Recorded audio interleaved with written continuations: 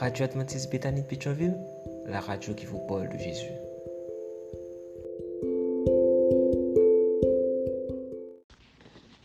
La vigile matinale provient de l'œuvre de Monica Diaz, Méditation quotidienne au féminin. La méditation de ce matin, aujourd'hui, 11 juin 2024, est tirée de 1 Pierre 3, verset 9. Ne rendez pas le mal pour le mal ou l'insulte pour l'insulte, au contraire, répondez par une bénédiction. Amen. Inspirez la paix, page 171. Comment commencent les guerres? Demande une petite fille à ses parents.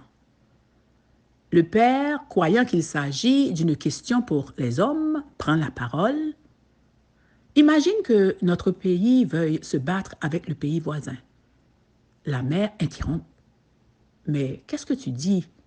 Notre pays n'a jamais voulu se battre avec le pays voisin. Je sais, dit-il, c'est juste une supposition pour que la petite comprenne. Mais cela ne fera que l'embrouiller, renchérit la mère. Ça ne la perturbera pas, affirme-t-il. Si, insiste-t-elle. Je te dis que non, répond-il. Je te dis que si, réplique-t-elle. La petite fille les interrompt. Ne t'inquiète pas, papa. Je crois que je sais comment les guerres commencent. Parfois, le conflit est inévitable. Je crains que, dans la pratique, il ne soit pas réaliste d'aspirer à vivre une vie exempte de guerre, dialectique surtout, et de conflits personnels, professionnels au sein de l'Église. Dans un monde où le bien et le mal sont en conflit, aucune des femmes chrétiennes engagées ne sont à l'abri du mal. Jésus lui-même, le prince de la paix, a subi les attaques d'amis et d'ennemis alors qu'il avait le pouvoir de les éviter. La question est, comment répondrons-nous aux attaques dirigées contre nous, aux conflits dans lesquels nous sommes plongés et aux guerres qui ont lieu autour de nous?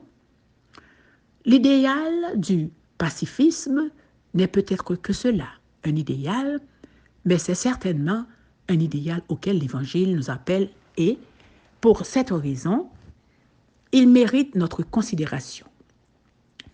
Je ne peux pas empêcher la tempête de faire rage autour de moi à 100%, mais je peux être suffisamment consciente pour au moins essayer de ne pas être celle qui déclenche le tonnerre et les éclairs.